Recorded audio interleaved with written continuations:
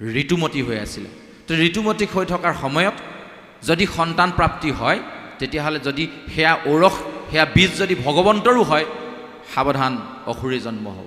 আমি যিখন তলিত মনুষ্যৰ বীজ সিঁচিবৰ কাৰণে শাহু আই শহুৰ দেউতাৰ ঘৰৰ পৰা আনিম, সেই তলিখনকো আমি তেনেকুৱা সাৰ জাবৰ দিব লাগিব।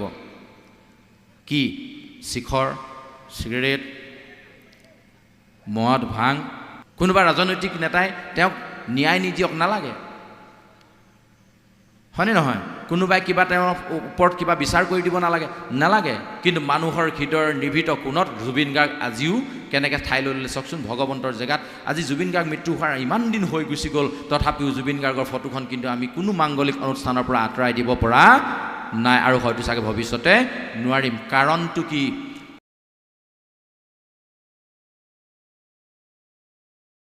যি কি নহওক, খুব গাঁৱলীয়াভাৱে, খুব সহজ সৰলভাৱে, পোনপটীয়াকৈ কথা কৈ ভাল পাওঁ কাৰণে আৰম্ভ আমি পোনপটীয়াকৈ কৰিম। যোৱাকালি আমি অকণমান বিজ্ঞাপন দি পঠাইছিলোঁ, নহয় জানো, যে আমি আজি ভক্তিযোগ কথন কপিল দেৱহূতিৰ সংবাদ ৩য় স্কন্ধৰ পৰা কথা পাতিম। আমাৰ স্কন্ধ ৪ৰ্থ পালেগৈ। ৪ৰ্থ স্কন্ধত দক্ষ যজ্ঞ, ধ্ৰুৱ চৰিত্ৰ দৰে মহান মহান কেইটামান কাহিনী শাস্ত্ৰই উল্লেখ কৰিছে, যিকেইটা ক'বলৈ হ'লে নাই বুলিও ৩ ঘণ্টাৰ ওপৰত সময় লাগিব। আৰু ইমানখিনি সময় আপোনালোকক বন্দী কৰাৰ ইচ্ছা মোৰ যোৱা নাই, আমনি হ'ব। যিহেতু অনুষ্ঠান কেৱল ব্যাখ্যাৰ অনুষ্ঠান নহয়, লগত পাঠো আছে। গতিকে যিমান পাৰোঁ কম সময়ৰ ভিতৰত এই ৩টি ঘটনাৰ সম্পৰ্কে এক ভক্তিযোগ কথন, মনুষ্যজনী তামসিক গতি, মনুষ্যজনী প্ৰাপ্তি, মানুহ কেনেকৈ সৃষ্টি হয়, এই কথাখিনি। ২ দক্ষ যজ্ঞত শিৱক স্থান নিদিয়াৰ যিটো ঘটনা। ৩ ধ্ৰুৱ চৰিত্ৰৰ সম্পৰ্কে যদিহে সময় হয়, ৩ নম্বৰটোলৈ আমাৰ সময় নহ'বগৈও পাৰে, যদি সময় হয় অকণমান ধ্ৰুৱ চৰিত্ৰৰ বিষয়ে আমি জানিবলৈ চেষ্টা কৰিম। এতিয়া পোনপটীয়াকৈ আমাৰ যিখিনি কথা হ'ব, এই গোটেই কথাখিনি আমাৰ নৱপ্ৰজন্মৰ কাৰণে, উঠি অহা প্ৰজন্মৰ কাৰণে, যুৱ প্ৰজন্মৰ কাৰণে। আমি বাৰে প্ৰতি কৈছোঁ, দেশৰ ধৰণী স্বৰূপ সেই যুৱ প্ৰজন্মৰ প্ৰতিহে এই কথাখিনি হ'ব। লগতে আমি নিজকো বান্ধিবলৈ চেষ্টা কৰিম তেৰাসৱৰ লগত। গতিকে যিসকল যুৱ বন্ধু আমাৰ নামগৃহৰ বাহিৰত চকীত আসন লৈ বহিছে, তেৰাসৱক যিহেতু আমি সন্মুখত দেখি নাপাম, কিমান আগ্ৰহেৰে সৈতে তেৰাসৱে কথাখিনি শ্ৰৱণ কৰিছে সেয়া আমি দেখি থাকিবলৈ নাপাম। এয়া আমাৰ দুৰ্ভাগ্য হৈছে আজি। তথাপিও ইয়াৰ পৰা আমি অনুৰোধ জনাইছোঁ, তেৰাসৱৰ চৰণত সেৱা ধৰিছোঁ, যাতে এই কথাখিনি আমি আমাৰ নিজৰ জীৱনত প্ৰয়োগ কৰিব পৰাকৈ, মনত ৰাখি ইয়াৰ পৰা লৈ যাব পৰাকৈ কথাখিনি যাতে আমি শ্ৰৱণ কৰিব পাৰোঁ, তাৰ প্ৰতি সচেতন হৈ খন্তেক সময়ৰ কাৰণে বৰ্তমান যুগৰ অত্যাধুনিক সামগ্ৰীৰ ভিতৰত আটাইতকৈ প্ৰয়োজনীয় যিটো সামগ্ৰী মোবাইল ফোন, ইয়ে আমাৰ মনোযোগটো, কনচেনট্ৰেশ্যনটো ব্ৰেক কৰি দিয়ে। গতিকে পৰাপক্ষত মোবাইলটো অকণমান সময়ৰ কাৰণে যদি আমি বিৰত হৈ থাকোঁ, মোবাইলৰ পৰা সংযোগ বিচ্ছিন্ন হৈ থাকোঁ, তেতিয়াহ'লে আমি বেছি সুন্দৰকৈ উপভোগ কৰিব পাৰিম কথাখিনি। কাৰণ এই কথাখিনি আমাৰ জীৱনত আটাইতকৈ প্ৰয়োজনীয় ঘটনা, প্ৰয়োজনীয় কথা। আৰম্ভ কৰোঁ সেইখিনিৰ পৰাই, যে আমি যে সংসাৰত, ইয়াত ৩য় স্কন্ধত ভক্তিযুগত কপিল প্ৰভুজনে প্ৰথমেই আমাক এই ভক্তি মাৰ্গৰ কাৰণে আনিবলৈ, প্ৰথম ভগৱন্তৰ চৰণলৈ আমাক আনিবৰ কাৰণে ভক্তিৰ নিদৰ্শনটো দিছে।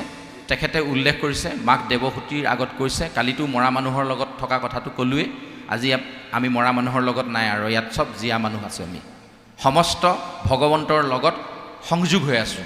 ইয়াত ভগৱন্ত আছে আৰু আমি তেওঁৰ লগত সংযুক্ত হৈ আছোঁ। গতিকে আমি সকলোখিনি জীৱিত মানুহ, আমি জীয়া মানুহ। শ্ৰীটো আমাৰ লগত আজি সঁচাকৈ শ্ৰী হৈ আছে ভগৱন্তৰ লগত। আমাৰ হটো দীঘৰী লগত ৰমন হৈ আছে, গতিকে আমি শ্ৰী হৈ আছোঁ। এতিয়া সেইসকলৰ কাৰণে প্ৰথমেই কপিল প্ৰভুজনাই ভক্তিৰ নিদৰ্শন দি কৈছে যে ভকতি ৯ বিধ। ইয়াত কৈছে ভক্তিযোগৰ কথা ক'বলৈ যাওঁতে ইয়াতে কৈছে শুনিও ভাবিনি আৱে প্ৰশ্নৰ উত্তৰ কহোঁ ভক্তি পুনু বহুবিধ নয় কিন্তু পুৰুষৰ ফল সংকল্প অনুসাৰে ভক্তি নানামতে ভেদ হয়। নানা ভাগে ভক্তিটোক ভাগ কৰিছে। ভক্তিটোক প্ৰথমে 9 ভাগত বিভক্ত কৰিছে। কেনেকৈ? শ্ৰৱণ, কীৰ্তন, অৰ্চন, বন্দন, পদসেৱন, দাস্য, সখিত্য, আত্মনিবেদন, এনেকৈ 9টাকৈ ভাগত ভক্তিটোক বিভক্ত কৰি তেখেতে প্ৰথমেই শ্ৰৱণ কীৰ্তনক শ্ৰেষ্ঠ বুলি ঘোষণা কৰিছিলে। কিন্তু এই 9বিধ ভকতি কৰিবলৈ যাওঁতে আমাৰ লগত আৰু 3টা গুণ লগ লাগি যায়।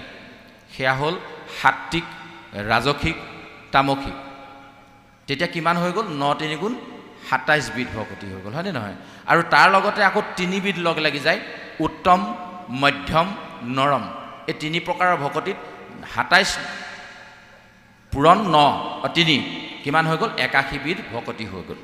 যে এই 81 বিধ ভকতিৰ বিষয়ে যদি আমি জানিবলৈ যাওঁ আজি নিশাটো গুচি যাব। গতিকে 81 বিধ পিছলৈ থৈ মূল কথাটোলৈ আহিব বিচাৰিছোঁ। ভক্তিৰ 3টা স্তৰ আছে। এই 3টা স্তৰত উত্তম, মধ্যম এইটো কাৰণেই কৈছে, কোনোবাই হয়তো ঘোষাভাষী খুব সুন্দৰকৈ পৰীক্ষণ কৰিব জানে, সেই কোন সময়ত কোন ভাগ ঘোষা পৰিৱেশন কৰিব লাগে, কেনেকৈ ভগৱন্তৰ ওচৰত আমি শৰণাপন্ন হ'ব লাগে, সেই ভাৱেৰে তেওঁ সেৱাভাগ ধৰিছে, তেওঁ উত্তম ভকতি কৰিব পাৰিছে। কিছুমানে উত্তম ভকতি মানে কোন সময়ত প্ৰাৰ্থনাভাগ ক'ত কেনেধৰণে ভগৱন্তৰ চৰণত নিবেদন কৰিব লাগে নাজানে, কিন্তু তথাপিও কৰিছে মধ্যম ভকতি। কিছুমানে প্ৰাৰ্থনা ভাগকে মুখস্থ নাই, ভকতে লগাই দিছে কাৰণে লগত গাই গৈছে, তথাপিও ভকতি কৰিছে, এয়া নৰম ভকতি বুলি কৈছে। 3 বিধ লগত সাত্বিক, ৰাজসিক, তামসিকৰ বিষয়ে এতিয়া কি বুলি কৈছে কপিল প্ৰভুজনে? এয়া কৈছে, প্ৰথম কৈছে তামসিক ভকতি। ইৰাম পৰক মাৰিবে প্ৰতি মনত সংকল্প কৰে দম্ভ বা মচৰ অতিশয় হৈ এহি মতে ভক্তিমূত কৰিলে তামস হয় ক্ৰোধ ভেদ 3তে আশ্ৰয়। কি বুলি ক'লে? যে আনক মাৰিবৰ কাৰণে ভকতি কৰে নেকি? আকৌ এতিয়া আমাৰ মনলৈ চিধা চিধি আমিতো আনক মাৰিবৰ কাৰণে কাহানিও ভকতি কৰি পোৱা নাই, ঈশ্বৰক প্ৰাৰ্থনা কৰি পোৱা নাই। আমাৰ ফালে কৰে, আমাৰ ফালে কৰে, আপোনালোকৰ ফালে কৰে নে নকৰে নাজানো, আমাৰ ফালে কৰে। কেনেকৈ কৰে জানেনে? মোৰ নিজৰ কথাটোৱে কৈছোঁ। আমাৰ কাষৰ মানুহ ঘৰ প্ৰতিপত্তিশালী, ধন টকা পইচা থকা মানুহ। তেখেতে চিন্তা কৰিলে নহয়, বাউণ্ডেৰীত কিমাননো বাঁহৰ জেওৰা দি থাকিম আৰু, পকা ৱালখনকে দি দিওঁ। পকা ৱালখন দি দিওঁ বুলি তেওঁ সীমাৰ খালটোৰ মাজে মাজে খুঁটাকেইটা পুতিব লাগিছিলে, তেওঁ পুতি দিলে আমাৰ পাৰটোলৈ। মই কথাষাৰ কৈ পালোঁ, হেৰি নহয় এই কোৱাদেউ মাজতে খুঁটাকেইটা দিয়া হ'লে ভাল আছিলে নি বাৰু? বোলে মোৰ মাটি মোৰ খালটো কি হ'ল? বেছিকেই কথা জান নি তই? এই বুলি কৈ কথা নি কোৰ্ট পোৱাই দিলেগৈ। এতিয়া মই যেনে তেনে দিন হাজিৰা কৰি খাই থকা মানুহ, কোৰ্টৰ কেছ খেলি থাকিবলৈতো মোৰ দিগদাৰ হ'ব। উপায় নাই, মই নামগৃহত তামোল পাণ ভাগক আগবঢ়ালোঁ। প্ৰভু দেখিছে আৰু কি বিপদত পৰিছোঁ, চাবা আৰু চকু মেলি। পাৰিলে তাৰমানে তেওঁক হয় বুজনি দিয়া, নহয় সেইকণি দিয়া আৰু। এই ধৰণে যদি ভকতি কৰিছোঁ, এইটোক কৈছে তামসিক ভকতি। ভক্তিকেইটা পৰিচয় হৈ লৈছোঁ, পিছলৈ পাতিম যে কিয় কৈছে ভক্তিকেইটা কথা। এইটো তামসিক ভকতি বুলি কৈছে। তাৰপাছত ইয়াত ক্ৰোধ, ভয়, এই গোটেইকেইটা আছে, 3টা গুণ ইয়াত লগ লাগি থাকিব। আকৌ কৈছে ইৰাম বিষয়ত কৰি আশা যখ বা অশস্য চাৱে প্ৰতিমাত মোহক পূজয় 3 প্ৰকাৰে ইটো ৰাজস ভকতি মাত্ৰ অত যোৱাগে কৰিলোঁ নিশ্চয়। বিষয়ত প্ৰীতি কৰি যেতিয়া আমি ভগৱন্তৰ কাষ চাপোঁ, কোনটো বিষয়? বিষয় মানে আমাৰ ল'ৰাটোৱে কাইলৈ ইণ্টাৰভিউ এটা দিব, প্ৰভু চকু মেলি চাবা আৰু। তাৰমানে ল'ৰাটোৱে চাকৰিটো পাওক, মই ৰাজসিক সুখত থাকিব পাৰিম, এইটো ৰাজসিক বুলি কৈছে। এনেধৰণেও যদি প্ৰাৰ্থনা কৰিছোঁ নেকি নিজক এবাৰ সুধি থ'ব দেই। কৰিলে কি হয় পিছলৈ ক'ব। প্ৰথমে নিজক এবাৰ সুধি লওঁ যে এনেকুৱা ভকতি আমি কেতিয়াবা কৰিছোঁনে? নামগৃহত আহি চাউণ্ডটো বেছি আমনি কৰিছে নি বাৰু? বেছি ডাঙৰ হৈছে নি? শুনিবলৈ অসুবিধা? আঁতৰত ল'ম নি মোক? ঠিকে আছে কৃষ্ণ। এতিয়া হৈ গ'ল ৰাজসিক ভকতি। তাৰপাছত আছে সাত্বিক ভকতি। সাত্বিক ভকতিৰ কথা কি কৈছে? ৰাম পাপ মূৰ নাশ শৌক নাশ ভগৱন্ত শৌক প্ৰীতি অনুহি অৱশ্যকে বিধি মানি 3 প্ৰকাৰে ভক্তি কৰিলে সাত্বিক বুলি অনিষ্ঠে মই কহিলোঁ বখানি। সাত্বিক ভকতি কোনটো কৈছে? সাত্বিক বুলি ক'লে আমাৰ মনটো অকণ ভাল ভাল লাগে। পাপ মোৰ নাশ হওক, মই যদি কিবা ভুল কৰিছিলোঁ এইখিনি মোৰ খণ্ডন হওক দেই প্ৰভু, এনেকৈ আমি প্ৰাৰ্থনা কৰোঁ। উদাহৰণ এটা লৈ লওঁ, বুজিবলৈ সুবিধা হ'ব। ভাদমহীয়া নামগৃহত ৰাতিপুৱা গধূলি বন্তি জ্বলোৱাৰ পাল এবাৰ আমাৰ পৰিলে মহাধৰ্মৰ। ৰাতিপুৱাই ভাদ মাহত নামগৃহত বন্তি ভাগি জ্বলাবলৈ গৈছোঁ। কাষতে আমাৰ পথাৰখন আছে, খেতি পথাৰখন। নামগৃহত বন্তি ভাগি জ্বলাই বাহিৰলৈ ওলাই দেখিলোঁ, মই গাঁৱত দেখিব নোৱাৰা আটাইতকৈ বেয়া পোৱা মানুহ ঘৰৰ ছাগলীজনীয়ে আমাৰ মাটিত ৰোৱা খাই আছে। খঙতে হাতত যি পালোঁ দলিয়াই দিলোঁ। ছাগলী ঠেঙত লাগি বেয়াকৈ তাতে লুটি খাই পৰিলে। ভাগ্যে নমৰিল, কিন্তু মনটো বহুত দুখ লাগিলে। গুৰুগৃহৰ পৰা ওলায়ে বৰ বেয়া কাম এটা কৰিলোঁ, ছাগলীজনী বৰ বেয়াকৈ মাৰি দিলোঁ। নাই ভকত কেইজনমান মাতি পাঠেভাগকে কৰাব লাগিব আৰু। এনেকৈ কোনোবাই ভকতি যদি কৰিছে, সেয়া হ'ল সাত্বিক ভকতি। এতিয়া এই গোটেইকেইটা ভকতিৰ শেষত গুৰুজনাই ক'লে, আমাৰ কপিল প্ৰভুজনাই ক'লে যে এই গোটেইখিনিৰ লগত তিনিবিধ ভকতি লগ লাগি এই 9 গুণৰ লগত 81 বিধ কৰিলে। একোবিধে নৱ প্ৰকাৰে শুই আছে ভেদ, তাক বুজি বাহা দিয়া মতি, সগুণ ভকতি এহি একাধিক 80 বিধ আৱে কহু নিৰ্গুণ ভকতি। এতিয়া কৈ দিলে যে এই সগুণ ভকতিতে প্ৰথম মানুহবোৰ নামগৃহলৈ আহিব, ঠিকেই আছে এইখিনিলৈকে, কিন্তু তাৰ পৰা উপকাৰ একো নহ'ব।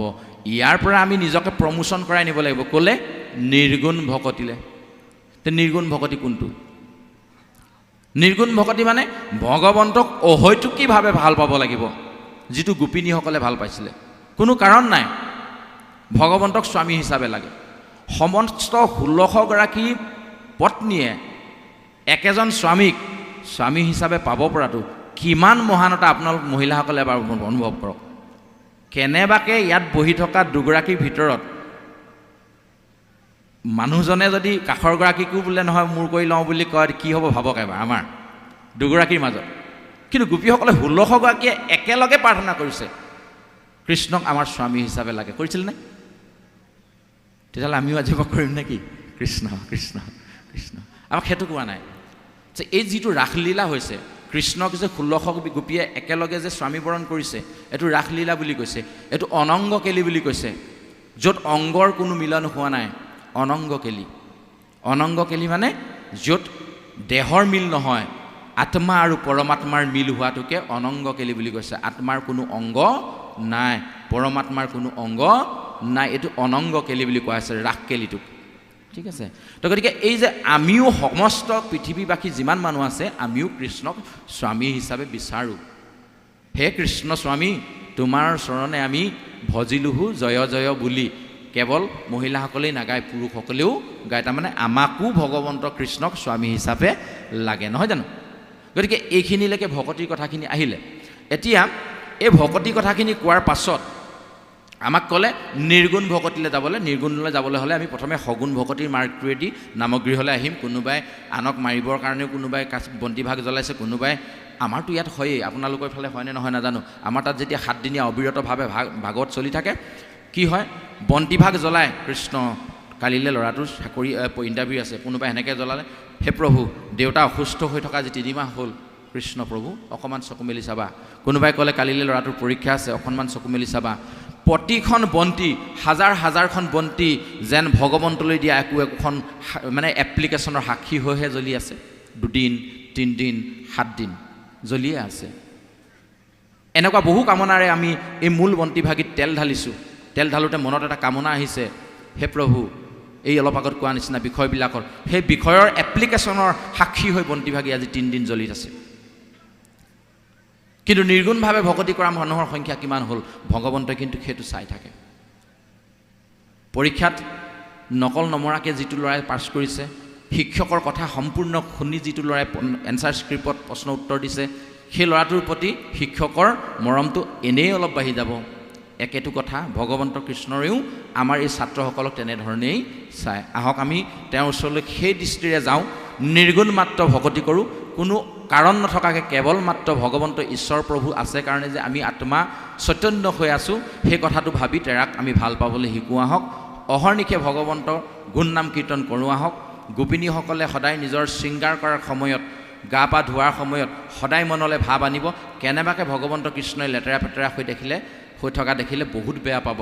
গতিকে আমি প্ৰসাধন কৰোঁ, ফুটটো লোৱাৰ সময়ত আমি সদায় আমি চিন্তা কৰিম আমাৰ জগতৰ স্বামী যিজন সমস্ত পৃথিৱীৰ যিজন গৰাকী সেই গৰাকীজনে যদি মই লেতেৰাকৈ থাকোঁ বেয়া দেখিব ফুট নোলোৱাকৈ থাকিলে মোক বেয়া দেখিব সেইকাৰণে মই শৃংগাৰ কৰিছোঁ তেতিয়া চাব কোনোদিন আপোনাৰ সেই শিৰৰ সেন্দুৰ মোহাৰিবলৈ ভগৱন্তই নিদিব দ্ৰৌপদীক বস্ত্ৰ দিয়াৰ দৰে আপোনাৰ সেন্দুৰকৰ উজৰাই ৰাখিবৰ ক্ষেত্ৰত ভগৱন্তই কৃপা দৃষ্টি কৰিব কৃষ্ণ এভাগি এনেধৰণে আমি কৰিব লাগে তেনেধৰণে আমি আগবাঢ়ি যাওঁ নিৰ্গুণ ভকতিৰ দিশেৰে এতিয়া এই নিৰ্গুণ ভকতি কৰিবৰ কাৰণে আমাৰ উঠি অহা নৱপ্ৰজন্ম নামগৃহলৈ নাহে নামগৃহৰ প্ৰতি আকৰ্ষিত নহয় কালি বিজ্ঞাপন দিয়াৰ এইটো দ্বিতীয়টো বিজ্ঞাপন নহয় জানো কিয় নাহে তো এই কথাটো কিয় নাহে প্ৰশ্নটোৰ উত্তৰ যাবলৈ আমি এই বুৰঞ্জীত লিখা নিচিনা অলপ দীঘলীয়াকৈ প্ৰশ্নটোৰ উত্তৰ লিখিব লাগিব এটা 10 নম্বৰীয়া প্ৰশ্ন গতিকে আমি অকণমান বহলকৈ লিখিব লাগিব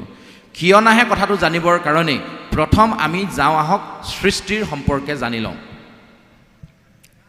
সৃষ্টিৰ সম্পৰ্কে জানি নল'লে যেতিয়া এটা বস্তু সৃষ্টিতে কেৰুণ লাগিব তেতিয়াহ'লে পিছত তাক যিমান সিধা কৰিবলৈ চেষ্টা কৰক ই সিধা কেতিয়াও নহ'ব উদাহৰণ যদি আমাৰ আম খাবলৈ মন গ'ল বজাৰৰ পৰা খুব চাপৰতে লগা বিলাতী আমৰ বা মানে অত্যাধুনিক পদ্ধতিৰে খেতি কৰা আমৰ পুলি এটা আমি কিনি আনিলোঁ আনি মই কি ভুল কৰিলোঁ জানেনে পুলিটো টাবত ৰুই দিলোঁ আম কিমান খাবলৈ পাম এবাৰ নিজক সোধকচোন টাবত ৰোৱা আমজোপাৰ পৰা আম আমি কিমান খাবলৈ পাম যেনে তেনে হ'লেও অকণমান শিলিখাটিমান আম দুটামান লাগি দিব আৰু তাতকেতো নোৱাৰিব হয়নে নহয় এই যে ৰোৱা পদ্ধতিটো ভুল হ'ল তাৰ কাৰণে ভৱিষ্যতে যিটো ফল আমি পাম বুলি ভাবিছিলোঁ এইটো পোৱাৰ ক্ষেত্ৰত আমাৰ অসুবিধা হ'ব 1 নম্বৰ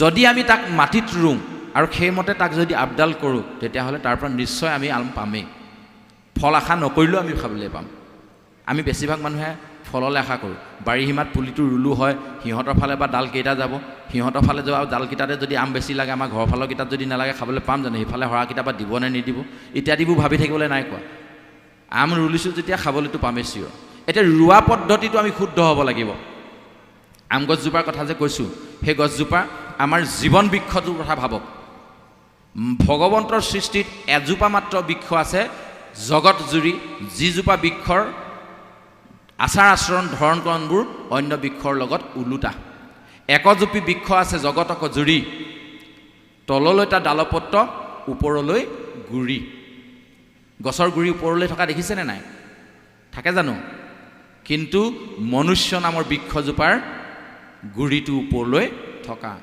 ঊৰ্ধ্বমুখী শিৰ কেৱল মাত্ৰ মনুষ্যৰ বাহিৰে ইতৰ কোনো প্ৰাণীতে নাই তাৰমানে ওপৰলৈ যোৱা কথা চিন্তা কৰিব পৰা শক্তি কেৱল মাত্ৰ মনুষ্যক ভগৱন্তই দিছে এনেহেন মনুষ্যটো নোপোৱাৰ পাছতো যদি আমি ভগৱন্তৰ চিন্তা নকৰোঁ তেতিয়াহ'লে আমি সেই ৰৈ থকা গছৰ নিচিনা সেইকাৰণে কৈছে মনুষ্য জন্ম পাই হৰি নভজিলা অৱশ্যে শুই বাহা ভাই তৰু তৃণ শিলা যদি হ'বলৈ মন নাই আহক আমি সকলোৱে ভগৱন্তক ভজো মই কোৱা নাই শাস্ত্ৰই কৈছে এতিয়া প্ৰথম কথা হ'ল আমি পুলিটো যে বিচাৰিম আমি যে মনুষ্য বৃক্ষৰ বীজটো সিঁচিম ক'ত কঠীয়াৰ বীজ সিঁচিবলৈ কঠীয়াতলি এখন নালাগিব জানো আমৰ গুটিটো ৰুবলৈ টাব এটাতে গুটিটো যদি পচাই ল'বলৈ বিচাৰোঁ পলিথিন এটাতে যদি গুটিটো পচাই ল'ব বিচাৰোঁ তলি অকণমান আমাক নালাগিব জানো লাগিব নহয় এতিয়া মনুষ্যৰ বীজ সিঁচিবৰ কাৰণে আমাক তলি এখন লাগিব প্ৰথম তলি নিৰ্বাচনটো আমি শুদ্ধ কৰিব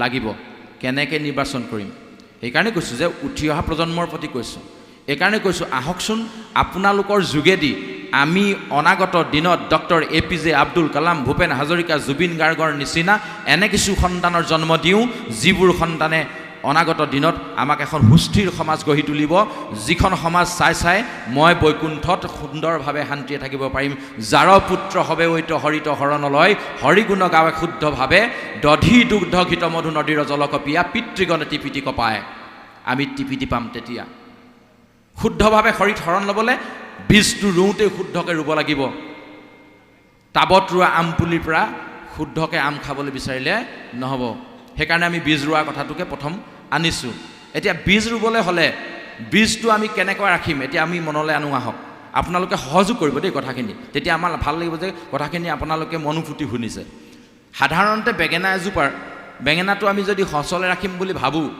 আগলিত লগা বেঙেনাটো সঁচলে ৰাখিম নে গুৰিতে লগা ভাল পোন চাই যিটো শকত আৱত স্বাস্থ্য ভাল সেইটো ৰাখিম? কোনটো ৰাখিম কওক অকণমান? গুৰিতে লগা ভাল যিটো শকত প্ৰথমে লগা ৰাখিম নে? আমি মনুষ্যৰ বীজটো আগলিটো ৰাখোঁ। নিজক এবাৰ সোধক। নৱদম্পতীয়ে বিবাহ হোৱাৰ পাছত চাকৰিৰ কাৰণে তেওঁৰ অসুবিধা, দেউতাকো চাকৰিৰ কাৰণে অসুবিধা কাৰণে প্ৰথমতে যিকেইটি মনুষ্যৰ বীজ সিঁচিব লাগে সেইকেইটা আমি নিবিচাৰোঁ, সন্তান নষ্ট কৰিলোঁ। তাৰমানে 16 বছৰ যেতিয়া চাওক, প্ৰথমে আছিলি মন ব্ৰহ্মৰ কুণ্ডত, বায়ুৰূপে প্ৰৱেশিলা পিতৃৰ শিৰত, ৰসৰূপে ভৈলা আহি মাতৃৰ গৰ্ভত। 12 বছৰলৈকে সেই বীজটো বায়ুৰূপে পিতৃৰ শিৰত থাকে, তেতিয়ালৈকে তাৰ পৰা সৃষ্টিৰ সম্ভৱ নহয়। যেতিয়া তাক ৰসলৈ ৰূপান্তৰিত হ'ব আমি তেতিয়া মাতৃগৰ্ভত তাক ৰুম। এইবোৰ কথা লোকঢাক কৰোঁতে কৰোঁতে কৰোঁতে কৰোঁতে আমাৰ সন্তানবোৰ নিশকতীয়া হৈছে। লোকঢাক নকৰাকৈ একদম খোলা মেলা আলোচনা কৰিছোঁ। শাস্ত্ৰই যি কৈছে জানিবই লাগিব আমাৰ নৱপ্ৰজন্মই। তেওঁলোকৰ যোগেদিহে সুসন্তান পাম আমি। নহ'লে দেউতাকৰ মাকৰ কথা কোনোদিন ল'ৰা ছোৱালীয়ে নুশুনে, যিমান টঙনিয়াই থাকক নহ'ব। মানে কৈছোঁ নহয়, টাবত ৰুই যিমান সাৰ ঢালি থাকক নহ'ব। গতিকে তলিখন প্ৰথম আমি শুদ্ধভাৱে নিৰ্বাচন কৰিম। তলিখন আনি বীজটো আমি সংৰক্ষণ কৰিম। প্ৰথম উঠি অহা প্ৰজন্মৰ কথা কৈছোঁ। আমাৰতো দিন গ'ল, চৰু কোলা হ'ল, এতিয়া ভাত বনাবলৈ শিকি থাকি আমাৰ লাভ নহ'ব। সন্তান আজি দেউতাকৰ ভিডিঅ' কৰিব পৰা হ'ল, সন্তান লগত আহি পাঠ কৰিব পৰা হ'ল। এতিয়া আৰু মই বেলেগ কথা চিন্তা কৰিবলৈ আমাৰ সময় নাই, কিন্তু তাক আমি শিকাবই লাগিব। সেইকাৰণে লগত লৈ ফুৰিছোঁ। সি শুনিবই লাগিব, সি জানিবই লাগিব। ঘৰতো পাঠ আৰম্ভ কৰাই দিছোঁ। 3য় স্কন্ধ ভাগৱত সি শুনিব লাগিব, সৃষ্টিৰ বিষয়ে সি জানিব লাগিব। পালন কৰক নকৰক সেইটো তেওঁৰ কথা। ভগৱন্তক মই প্ৰাৰ্থনা জনাম, মোৰ কৰ্তব্য প্ৰভু মই কৰিলোঁ, ইমানখিনিলৈকে মই আগবঢ়াই দিলোঁ, বাকীখিনি তোমাৰ ইচ্ছা। যদি তুমি কৃপা নকৰা কেতিয়াও সম্ভৱ নহ'ব, এয়া সি কেতিয়াও মানি নল'ব। গতিকে ভগৱন্তৰ ওচৰত সেইটোৱে প্ৰাৰ্থনা থাকিব। আপোনাৰ খবৰ হৈও ভগৱন্তৰ ওচৰত আমি সেইভাগেই প্ৰাৰ্থনা জনাইছোঁ। আহকচোন আমাৰ উঠি অহা সঁচবোৰ, আমাৰ উত্তৰ পুৰুষবোৰ শুদ্ধ হওক। 1 নম্বৰ আমি প্ৰথমে ব্ৰহ্মচৰ্য ব্ৰত পালন কৰিব লাগিব। সেইকাৰণে আমাৰ 4টা আশ্ৰম দিছে: গৃহস্থী, ব্ৰহ্মচৰ্য, গৃহস্থী, বানপ্ৰস্থী, যতি, ব্ৰতী। এনেকৈ আমাক 4খন আশ্ৰম দিছে। নুহু জানা আমি 4 জাতি, 4ও আশ্ৰমী নুহু আতি, নুহু ধৰ্মশীল, দানব্ৰত তীৰ্থ গামী। এনেকৈ গুৰুজনাই লিখিছে। 4খন আমাৰ গৃহতে আছে। প্ৰথম আমি ব্ৰহ্মচৰ্য ব্ৰত পালন কৰিব লাগিব। ব্ৰহ্মক আমি সংৰক্ষণ কৰিব লাগিব। যেনেকৈ বেঙেনা গছৰ গুটিখিনি, সঁচৰখিনি আমি আগতীয়াকৈ ৰাখিছোঁ, পথাৰতে ধান যিখিনি ভাল থোক সেইখিনি বেলেগকৈ বান্ধি আমি সঁচৰ কাৰণে আনিছোঁ, ঠিক তেনেধৰণে আমাৰ বীজটো আমি তেনেকৈ সংৰক্ষণ কৰিব লাগিব। এতিয়া আকৌ সেই সংৰক্ষণ কৰা তলিখন আমি আকৌ তাত সাৰ জাবৰ দি ৰাখিব লাগিব আগতীয়াকৈ। শিলগুটি ভৰ্তি হৈ থকা, বালি মিহলি হৈ থকা কঠীয়াতলিখনত আমি কঠীয়া পাৰিম নেকি? তলিখন নিৰ্বাচনটো আমাক শুদ্ধ হ'ব লাগিব। নিৰ্বাচন কৰাৰ পাছত তাত অপতৃণখিনি আঁতৰাই, চ'ত মাহতে তাৰ অপতৃণখিনি কাটি জুই জ্বলাই মেলি ঠিক ঠাক কৰি গোবৰ জাবৰ পেলাই যেনেকৈ কঠীয়াতলি ঠিক কৰোঁ, আমি যিখন তলিত মনুষ্যৰ বীজ সিঁচিবৰ কাৰণে শাহু আই শহুৰ দেউতাৰ ঘৰৰ পৰা আনিম, সেই তলিখনতো আমি তেনেকুৱা সাৰ জাবৰ দিব লাগিব। কি? শিখৰ, চিগাৰেট, মদ, ভাং কি কৰোঁ আমি? এনেকুৱাবোৰেই কৰি আছোঁ। বামা নহয় শাস্ত্ৰ আমাৰ। আমি তাৰ পৰা গুচি আহিব লাগিব। কেলৈ? সৃষ্টিটো শুদ্ধ কৰাৰ খাতিৰত নাই কমেও 3 মাহ, আগৰখিনি বাদ দিয়ক, যি কৰিলোঁ 3 মাহ আমি আমাৰ দেহটোৰ তেজখিনি শোধন কৰিব লাগিব, ব্ৰহ্ম শোধন কৰিব লাগিব। খাদ্যৰ পৰা ৰক্ত হ'ব, ৰক্তৰ পৰা মাংস হ'ব, মাংসৰ পৰা মেদ হ'ব, মেৰুৰ পৰা মাংসৰ পৰা মেদ, মেদৰ পৰা মেৰু, মেৰুৰ পৰা মজ্জা, মজ্জাৰ ভিতৰত গৈ থাকিব DNA, যাক কোৱা হয় শুক্ৰাণু। কোনে সৃষ্টি কৰি দিব? আমাৰ পৰাই হ'বতো। গতিকে সেই DNA-টো সৃষ্টি কৰোঁতে যিখিনি খাদ্য আমি সংগ্ৰহ কৰি সেই DNA-টো বনাম, আৰু সেই DNA-ৰ পৰাই সন্তানৰ সৃষ্টি হ'ব। আমি শোধন কৰিব পাৰিম। ভীষ্ম তাৰ উদাহৰণ। তেওঁৰ তেজটো শোধন কৰিহে বৈকুণ্ঠলৈ গৈছে, বৈষ্ণৱলৈ আহিছে। দুৰ্যোধনৰ পৰা যিখিনি খালে হস্তিনাপুৰত থাকি, সেইখিনি দেহৰ প্ৰতিটো ইঞ্চিয়ে ইঞ্চিয়ে অৰ্জুনে কাঁড় মাৰি 10 দিন 18 দিন শয্যাত পেলাই থৈ দিলে। প্ৰতি টোপাল তেজ গৈ গৈ শেষ হ'ল, আৰু গংগাৰ পানী খাই নতুন তেজ সৃষ্টি কৰি বৈষ্ণৱলৈ ৰূপান্তৰিত হ'ল। উদাহৰণ। মেটেকাৰ তলৰ কাৱৈ মাছ এজনী আনিব কোলা, আপুনি আনি আপোনাৰ ঘৰৰ একুৰিয়ামটোত পানীখিনি চফা পানী দি এমাহ থৈ দিয়ক, 2 মাহ থৈ দিয়ক, 15 দিন থৈ দিয়ক, চাব ক'লা মাছ বগা হৈ গ'ল। কিয়? সংস্কাৰ, শোধন। আমিও আমাৰ এই তলিখন শোধন কৰিব লাগিব। তলিখনৰ লগতে যিজনৰ বীজ সিঁচিম সেইজনৰো আমি সংশোধন কৰিব লাগিব। মিনিমাম 3 মাহ আমি কৈছোঁ, কৰি চাব লাগে। নতুন প্ৰজন্মই দায়িত্ব ল'ব লাগে। এইটো কৰিম প্ৰথম। কৰি আমি সন্তানৰ বীজ সিঁচাৰ সময়কণ ঠিক কৰিম, কেতিয়া সিঁচিম। যেনেকৈ জেঠ মাহত কঠীয়া সিঁচে ধানৰ কাৰণে, এতিয়া আমি মনুষ্যৰ বীজ কেতিয়া সিঁচিম। আহক 2টা জন্ম ৰহস্যৰ বিষয়ে জানি লওঁ। 3টা। 1 নৰকাসুৰ জন্ম, 2 হিৰণ্যকশিপুৰৰ জন্ম, 3 তেওঁৰ বংশতে প্ৰহ্লাদৰ জন্ম। জানিবই লাগিব, নহ'লে আমাৰ অসুবিধা আছে।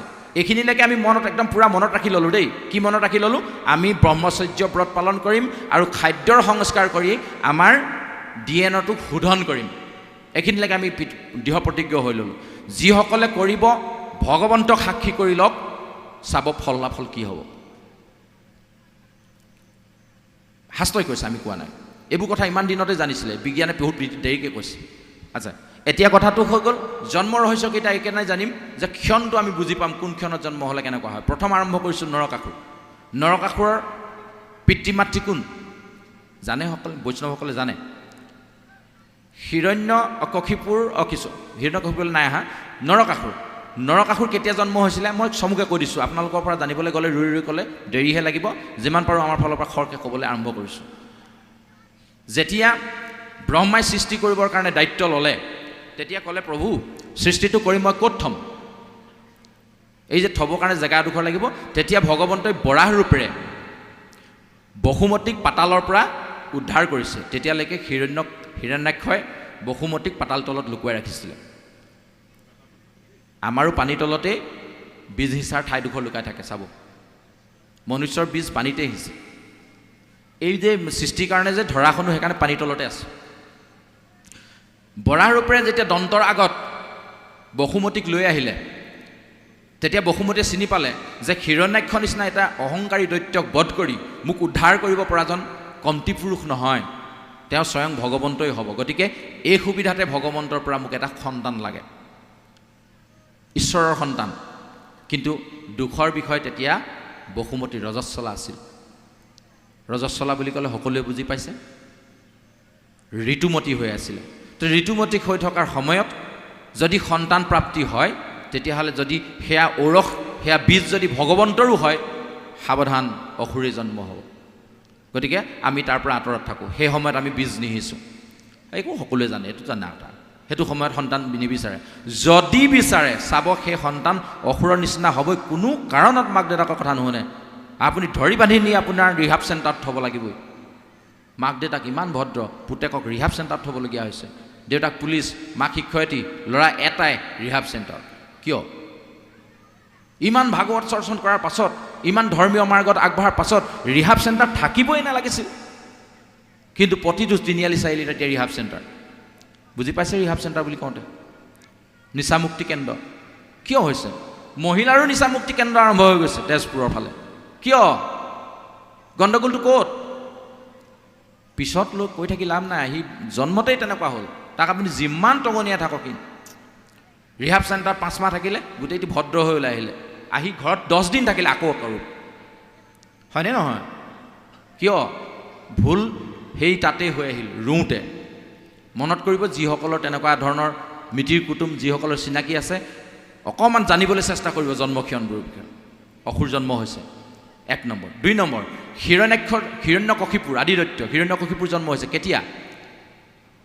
হিৰণ্যকশিপুৰৰ পিতৃ কশ্যপ ঋষি, 2গৰাকী ভাৰ্যা দিতি আৰু অদিতি। অদিতিয়ে গৰ্ভধাৰণ কৰিলে। সঠিক সময়ত গৰ্ভধাৰণ কৰাৰ কাৰণে তেখেতৰ সুলভ দেৱতাৰ দৰে শিশুৰ জন্ম হ'ল। তাকে দেখি সতিনীৰ হিংসা লাগিল, সন্তান লাগে। সময়টো আছিলে সন্ধ্যাবেলা। অলপ আগত গাই গৈছিলে কামাতুৰা দিতি সতী, হয়নে? সন্ধ্যাবেলা আহি কশ্যপ মুনিক আমনি কৰিছে, মোক সন্তান এটা লাগে। কশ্যপ মুনিয়ে কৈছে, ঠিকে আছে, তোমাৰ সন্তান লাগে, তুমি পাবা। কিন্তু এইটো ক্ষণ সন্তান জন্ম দিয়াৰ ক্ষণ নহয়। কিন্তু নাচুৰ বান্দা অলপ আগত পাঠকি যিজনে পঢ়িছে, তেওঁলোকৰ মনলৈ আহিছে কথাটো। গৈ কশ্যপ মুনিৰ গাতে কোচতে বহি দিছে, শৃংগাৰ কৰিছে, বিভিন্ন ধৰণে তেওঁ তাৰমানে সাংঘাতিক কামাতুৰ হৈ গ'ল যে মোক সন্তান লাগেই। শেষত উপায়ন্তৰ হৈ মুনিয়ে বশ্যতা স্বীকাৰ কৰিলে, যি হয় হ'ব, কিন্তু তাৰ কাৰণে দুখী মই নহ'ম। গৰ্ভধাৰণ কৰিলে, দুটা যমজ সন্তান জন্ম দিলে, হিৰণ্যাক্ষ আৰু হিৰণ্যকশিপু আৰু হিৰণ্যাক্ষ, দুটা দৈত্যৰ জন্ম হ'ল। চাওক, প্ৰথমটো জন্মক্ষণ ৰজস্বলা অৱস্থাত, দ্বিতীয়টো জন্মক্ষণ সান্ধ্যবেলা, যিটো সময়ত ভগৱন্তৰ ঈশ্বৰৰ চিন্তন কৰা হয়, সেই সময়ত হ'ল। তাৰ পাছত প্ৰহ্লাদৰ জন্ম। প্ৰহ্লাদৰ কেতিয়া জন্ম হ'ল চাওক। প্ৰহ্লাদৰ জন্ম হোৱাৰ পূৰ্বে তিনিতলৈক্য বিজয় কৰিবৰ কাৰণে আদিদৈত্য হিৰণ্যকশিপুৰে কৰিলে কি, ব্ৰহ্মাৰ পৰা মই অমৰত্ব বৰ ল'ম, যাৰ যোগেদি মই বিষ্ণুক হত্যা কৰিব পাৰিম। মই কয়াধুৰ পৰা বিদায় ল'লে। হিৰণ্যকশিপুৰৰ পৰিবাৰৰ নাম কয়াধু। কয়াধুৰ পৰা বিদায় লৈ গৈছিলহে মাত্ৰ। দেখিবা, মই কিন্তু যেতিয়ালৈকে ব্ৰহ্মাক তুষ্ট কৰিব নোৱাৰোঁ তেতিয়ালৈকে ঘৰলৈ ঘূৰি নাহোঁ আকৌ।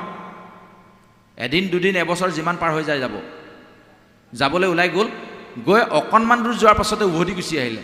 কয়াধুসকলে কেলৈ গুচি আহিলে যে, সেই নকবি আৰু, যাত্ৰা আৰম্ভ কৰিছিলে, মোৰ শত্ৰুটোৰ নাম শুনিলোঁ সেইকাৰণে উভতি আহিলোঁ। বোলে কিনো, সেইটো মই তাৰ নাম নলওঁৱেই। মানে কয়াধু বহুত টেঙৰ আছিল। আমাৰ আইসকল তেনেকুৱা হ'ব লাগিব। যদি কেনেবাকৈ বাপজনে ভুল কৰিছে, আইসকল তেনেকুৱা শুদ্ধ হ'ব লাগিব, তেতিয়া হৈ যাব। তেতিয়া কয়াধুৱে ক'লে, কিনো হ'ল কথাটো, বাৰু যি হ'ল ক'বলৈ মন নাযায়, নালাগে যে আজিতো নাযায়ে, যেতিয়া আজিৰ দিনটো মোৰ মতেৰে মই যেনেধৰণে আপোনাক বিচাৰোঁ তেনেকৈ আপুনি দিম বুলি মোক কথা দিয়ক। প্ৰথমে সত্য কৰাই ল'লে। হিৰণ্যকশিপুৱে ভাবিলে, আনিলোঁ আজি খন্তে সময়ৰ কথা, কাইলৈ পুৱতি নিশাতে মই যামেই তপস্যাৰ কাৰণে। আজি মই সেই শত্ৰুৰ নাম শুনিলোঁ কাৰণেহে উভতি আহিলোঁ।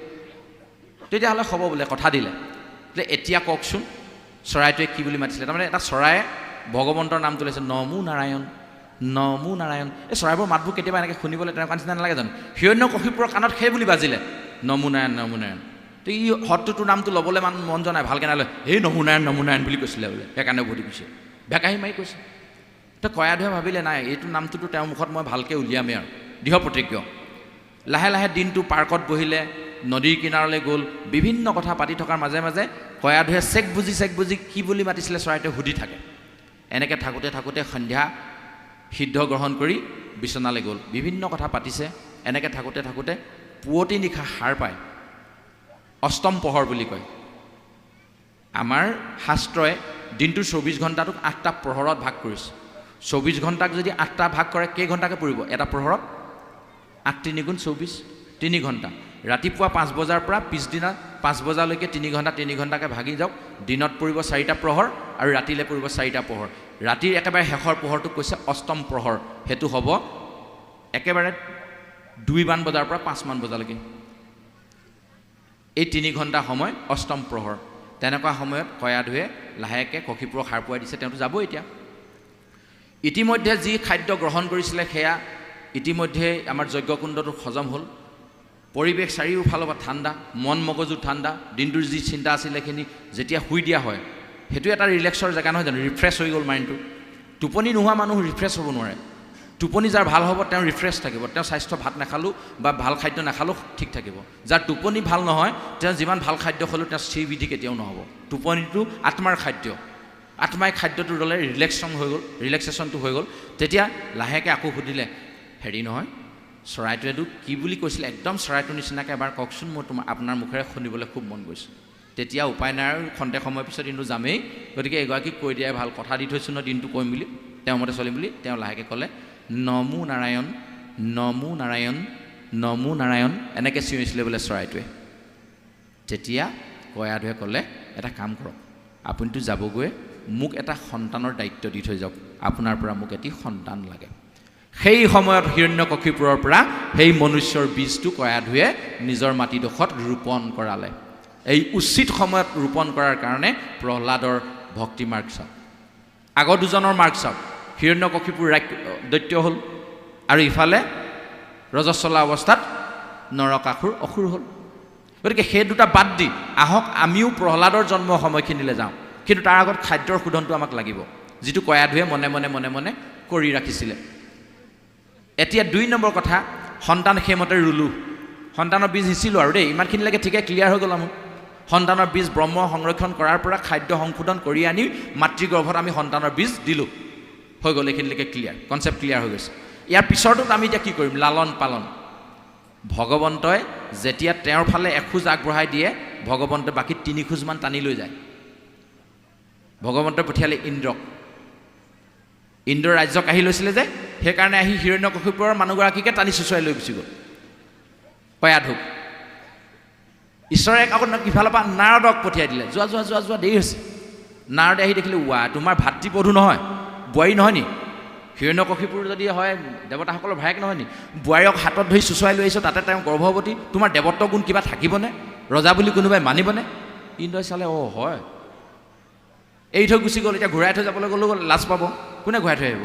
গতিকে নাৰদৰ ওচৰত এৰি থৈ গুচি গ'ল। এই যে প্ৰতিপালনৰ সময়ত পালে নাৰদৰ মুখেৰে অহৰ্নিশে ভগৱন্তৰ কথা শুনোতে শুনোতে শুনোতে শুনোতে, ইয়াত বৰ সুন্দৰকৈ লিখা আছিলে, এদিনত কেনেকৈ বাতুল গুটিৰ নিচিনা হয়, এইখিনি পঢ়ি গ'ল অলৰেডি পাঠেকিয়া।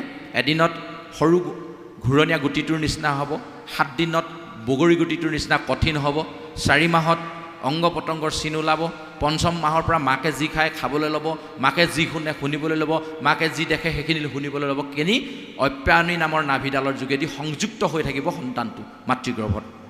এই সময়খিনিত নাৰদে পালে। নাৰদৰ টেলিভিশ্যনটোত সদায় ভগৱন্তৰ দৰ্শন কৰোঁতে কৰোঁতে কৰোঁতে কৰোঁতে প্ৰহ্লাদে ভগৱন্তক গৰ্ভতে দেখি আহিলে। আৰু আমি এতিয়া শাহু বোৱাৰী বিশ্বযুদ্ধ, কোনাৰ কাৰ হৈ নে কোনে পলাই নিলে, বিচনাত শুই শুই মোবাইল চাই চাই, সেইকাৰণে আমাৰ ল'ৰা তেনেকুৱা হৈছে। দুখী কোন? প্ৰহ্লাদে টেলিভিশ্যন চালে নাৰদৰ, য'ত কেৱল মাত্ৰ ভগৱন্তৰ গুণ নাম কীৰ্তন। সেইকাৰণে জন্ম হৈ প্ৰহ্লাদৰ বিষত ঔ নমো ভগৱতে বাসুদেৱা দ্বাদশী মন্ত্ৰ, ভগৱন্তৰ কথাৰ বাহিৰে আৰু মুখত একো নোলায়। আমি দেউতাসকলে মোবাইলটো চলাব নাজানো, কিন্তু এতিয়া চাব আপুনি, এই যে কোচত লৈ আছে মাইনাটো, কাৰোবাৰ 1.5 বছৰ হৈছে, কাৰোবাৰ 2 বছৰ হৈছে, চুঁচৰি কেনেবাকৈ যাব পৰা হৈছে, মোবাইলটো মুখৰ আগত দি দিয়কচোন, ঠেলিবই। আমি নোৱাৰিম আকৌ। কিয়? এই যে মাতৃগৰ্ভত শিকি আহিছে। উদাহৰণ, অভিমন্যু। অৰ্জুনে উত্তৰাক কৈ আছিলে বেহুৰ ভিতৰত কেনেকৈ সোমাব লাগে, সেইখিনি শুনিলে। বাকীখিনি ক'বলৈ পাওঁতে মাকৰ টোপনি ধৰিলে, ওলাই অহা ৰাস্তাটো নাপালে, যাৰ কাৰণে অভিমন্যু বেহুৰ ভিতৰত মৰিবলগীয়া হ'ল। এইবোৰ ঢেৰ উদাহৰণ দি থৈছে শাস্ত্ৰই। কৰি চাওক না এবাৰ, নিজৰ জীৱনত ইমপ্লিমেণ্ট কৰি চাওঁচোন, আহক এবাৰ, হয়নে নহয়? মইতো অধপতনে গ'লোৱে, নোৱাৰিলোঁ কৰিবলৈ, কাৰণ শাস্ত্ৰ মই দেৰিকৈ পালোঁ। সেইকাৰণে সেই একেটা ভুল যাতে আমাৰ উত্তৰ পুৰুষত নহওক, সেইকাৰণে উঠি অহা নৱপ্ৰজন্মক মই য'তে যাওঁ মাতোঁ, আগত বহাই ল'বলৈ বিচাৰোঁ। আহকচোন এই কথাকেইটা শিকোঁ। আপোনালোকৰ যোগেদি এটি কন্যা সন্তান জন্ম হ'ল, যিটো এই দিশত জন্ম হ'ল, আৰু আমাৰ মাইনাটোক মই কথাখিনি শিকালোঁ। ইয়াৰ যোগেদি এটা সন্তান জন্ম হ'ল, মোৰ নাতি। আৰু আপোনালোকৰ নাতিনীজনীৰ লগত যদি ভগৱন্তই কেনেবাকৈ সংযোগ কৰাই দিয়ে, মই নিশ্চিত তেওঁলোকৰ পৰা এটা খুব সুন্দৰ সন্তানৰ জন্ম হ'ব। নালাগে প্ৰহ্লাদ জন্ম হ'ব, নালাগে শংকৰদেৱ জন্ম হ'ব, কিন্তু আজিৰ যুগৰ নিচিনা জুবিন গাৰ্গৰ নিচিনা সন্তানটো জন্ম হ'ব। জুবিন গাৰ্গৰ স্থান চাওকচোন। কোনোবা ৰাজনৈতিক নেতাই তেওঁক ন্যায় নিদিয়ক, নালাগে, হয়নে নহয়? কোনোবাই কিবা তেওঁৰ ওপৰত কিবা বিচাৰ কৰি দিব, নালাগে। কিন্তু মানুহৰ হৃদয়ৰ নিভৃত কোণত জুবিন গাৰ্গ আজিও কেনেকৈ ঠাই লৈ ল'লে চাওকচোন। ভগৱন্তৰ জেগাত আজি জুবিন গাৰ্গ মৃত্যু হোৱাৰ ইমান দিন হৈ গুচি গ'ল, তথাপিও জুবিন গাৰ্গৰ ফটোখন কিন্তু আমি কোনো মাংগলিক অনুষ্ঠানৰ পৰা আঁতৰাই দিব পৰা নাই, আৰু হয়তো চাগে ভৱিষ্যতে নোৱাৰিম। কাৰণটো কি? সমগ্ৰ দেশৰ কাৰণে তেওঁৰ কণ্ঠটো দান দি থৈ গ'ল। জুবিন গাৰ্গে কণ্ঠদান কৰা সেই গীতসমূহ আমি কোনোদিনে পাহৰিব নোৱাৰোঁ। কেৱল গীতসমূহৰ কাৰণেই জুবিন গাৰ্গক ভাল পাওঁ নেকি? নহয়। জুবিন গাৰ্গ পৰোপকাৰী আছিল। জুবিন গাৰ্গে আনৰ হিতৰ কাৰণে কাম কৰিছিল। দুখীয়াক তেওঁৰ ধন দি সহায় কৰিছিল। ক'ৰবাত দুখ পৰা বগলী চৰাইটোক আনি ঠেঙত দৰৱ সানি তাক ভাল কৰি দিছিল, যাৰ কাৰণে তেওঁৰ কান্ধত বগলী চৰাইটোৱে থাকিবলৈ ভয় নকৰিছিলে। বিষাক্ত সাপ এটা ধৰিও জুবিন গাৰ্গে তাক মলম সানি ভাল কৰিছিলে, যাৰ কাৰণে জুবিন গাৰ্গৰ ওচৰত সাপ এডালো আছিলে।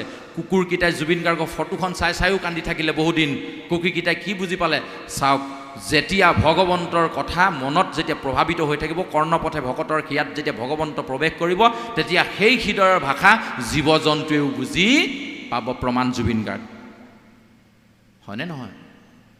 কেলৈ তেনেকুৱা সন্তান এটা জন্ম দিবলৈ মন নাযায়? কওকচোন আইসকল, মন নাযায়? চবৰে মন যায়, কিন্তু আমি নাজানো। আহক জানি লওঁ।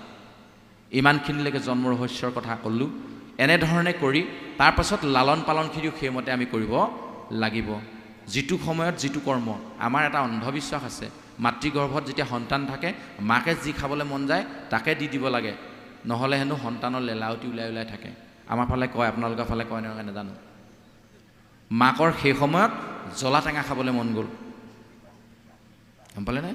5 মহীয়া শিশুটোক যেতিয়া মাকৰ জ্বলা টেঙা খাবলৈ মন গ'ল, নেপায় নহয়, যি খাবলৈ মন যায় দি দিব লাগে। দেউতাকে টেঙা যোগাৰ কৰি দিলে, ৰবাব টেঙা, চুকা টেঙা, আইসকলৰ জিভাত পানী ওলাবই কৈ দিয়াৰ লগে লগে, হয়নে? ৰবাব টেঙা, চুকা টেঙা লৈ দুপৰীয়া গৰমত ধুনীয়াকৈ কুটি নিমখ জলকীয়া সানি একদম জিভাত লগাকৈ খাইছে আৰু খেখাই খেখাই। তাৰে অকণমান যদি এই মাইনাজনীক খুৱাই দিওঁ তাই কি অৱস্থা হ'ব ভাবক না। ইমান পুৰিচিঞৰি চিঞৰি চিঞৰি কান্দিব নাই, গাখীৰ বিচাৰি ফুৰিবলগীয়া হ'ব, হয়নে নহয়? হ'বনে নহ'ব? তাতকৈ কিমান সৰু 5 মহীয়া শিশুটো মুচকচ যায়। এতিয়া ইয়াত অলপ পিছত কৈছে, মই ইমানখিনি পঢ়ি নিদিওঁ, দেৰি হ'ব, যে মায়ে যেনমতে খায় তাৰ অনুপাতে শিশুৱে তাত মূৰ্ছা যায় গৰ্ভতে।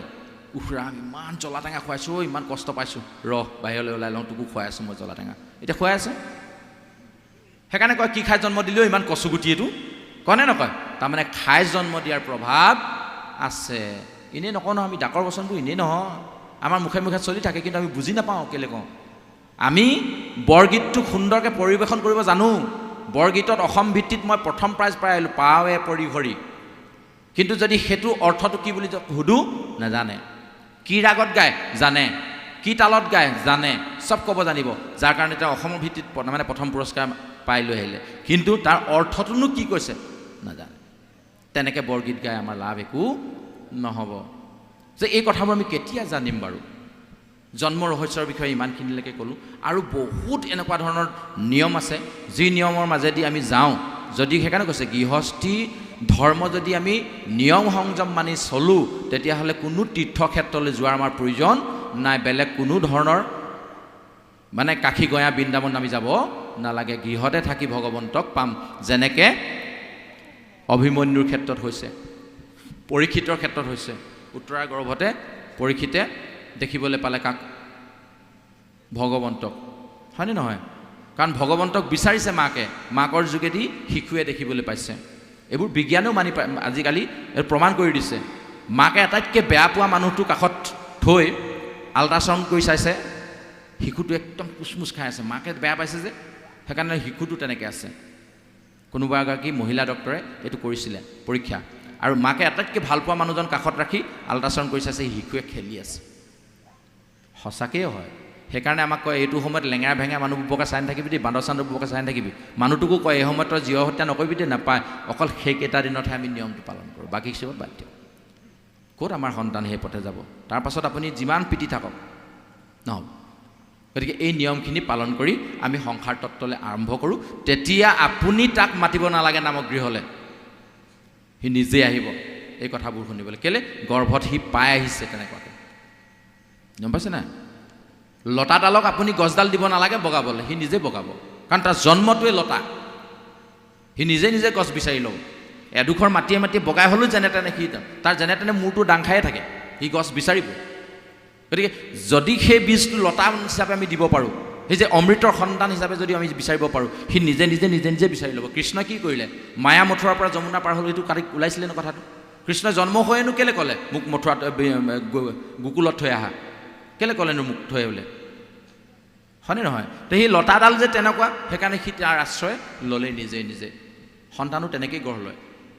এবাৰ হৈছিলে আমাৰ আজি 10-15 বছৰমানৰ আগত অসমৰ মেট্ৰিকত শীৰ্ষস্থানীয় 10টা স্থানৰ ভিতৰত গুৱাহাটী কালাপাহাৰৰ ওপৰত থকা কৰ চুকটো চিনি নোপোৱা মাক দেউতাকে, কয়লা খনিত কাম কৰা মাক দেউতাকৰ ল'ৰাই অসমৰ ভিতৰত টপাৰ হৈছিলে। কেনেকৈ? ভুলবশতঃ হ'লেও তেওঁলোকৰ সন্তানটো সৃষ্টিৰ সময়টো তেনেকুৱা আছিল চাগে। কৰ্ম কৰাৰ সময়ত সন্তান সৃষ্টি কৰিবলৈ সময় নাপালে, দেহী হৈ ভাগৰ জোগৰে শুই থাকিলে। এই যে অষ্টম প্ৰহৰত সাৰ পালে, কিবা কাৰণত সন্তানটো সেই সময়ত হ'ল, সেইকাৰণে সি এনেকুৱা হ'ল। নহয় বুলি কিন্তু ক'ব নোৱাৰি। এইবোৰ ক্ষণ, পূৰ্বজন্ম কৰ্মফলো আছে তাত। গতিকে এইখিনিলৈকে আমি ভক্তি যুগত ভক্তি কৰি আহি নিৰ্গুণ ভকতি কৰাৰ পিছতে সন্তান সৃষ্টিৰ কৰাৰ এই কথাখিনি আগবঢ়ালোঁ। এতিয়া আৰু এটা বিষয়লৈ যাওঁ। গুৰুজনাৰ কিছুমান সৃষ্টিৰাজি, যিখিনি সৃষ্টিৰাজিক চিনি নোপোৱাৰ কাৰণে আমি গুৰুজনাক কিছু জেগাত অৱহেলা কৰোঁ। এই কথাখিনি এইকাৰণে কৈছোঁ, গুৰুজনাৰ সৃষ্টি নামগৃহ, গুৰুজনাৰ সৃষ্টি খোলবাদ্য, গুৰুজনাৰ সৃষ্টি বৰতাল, এইবিলাক বস্তু আজি তাৰিখত নামগৃহত নোহোৱা হৈ গৈছে, অপপ্ৰয়োগ হৈছে। যিভাগ খোল বজায় ভগৱন্তৰ গুণনাম কীৰ্তন কৰিছিলে, সেইভাগ খোল বজায় আমি এনে কিছু ব্যক্তিক আদৰণি জনাইছোঁ, তেওঁ চাগে দেশখনৰ কাৰণে খুব মাংগলীয় হ'ব পাৰে, অমংগলীয় হ'ব পাৰে, কিন্তু আমি বুজি নাপাওঁ তেওঁৰ চৰিত্ৰৰ বিষয়ে। পদবীটো উচ্চ স্থানৰ হোৱাৰ কাৰণেই তেখেতক গায়ন বায়নেৰে আমি আদৰি আনিছোঁ। ভুল কৰিছোঁ নেকি? আকৌ এনেকুৱাও কৰিছোঁ ৰাইজৰ সমালোচনাৰ পাত্ৰ হ'বৰ কাৰণে, ভিউজটো বেছি হ'বৰ কাৰণে এখন তাল ওপৰলৈ দলিয়াই আকৌ থাপ মাৰি ধৰি বৰতাল বজাই দেখুৱাইছোঁ। গুৰুজনাই সেই কৰ্ম কৰা নাছিল। এটা দবাৰ ওপৰত বহি লৈ অন্য এটা দবা কোবাইছে, গুৰুজনে এয়া দবা বাদ্য বজোৱাৰ চিন হিচাপে দিয়া নাছিল। এনেকুৱা ধৰণৰ উচ্ছৃংখল পৰিস্থিতিলৈ আমি গৈ আছোঁ নেকি? এইখিনি এইকাৰণে ক'লোঁ, অহাকালিলৈ সন্ধিয়ালৈ আপোনালোকে ইয়াত ভাওনা উপভোগ কৰিব। ভাওনালৈ আহোঁতে কেৱল মাত্ৰ ভাওনাখন চাই কিন্তু বৰ ভাল লাগিলে দেই। সৰু ল'ৰাকেইটাই ইমান ধুনীয়াকৈ কৈছে। এইখিনি অকল কৰি যদি লওঁ তেতিয়াহ'লে ভাওনাৰ পৰা গুৰুজনে আমাক দিবলগীয়া বস্তুটো আমি নাপাম।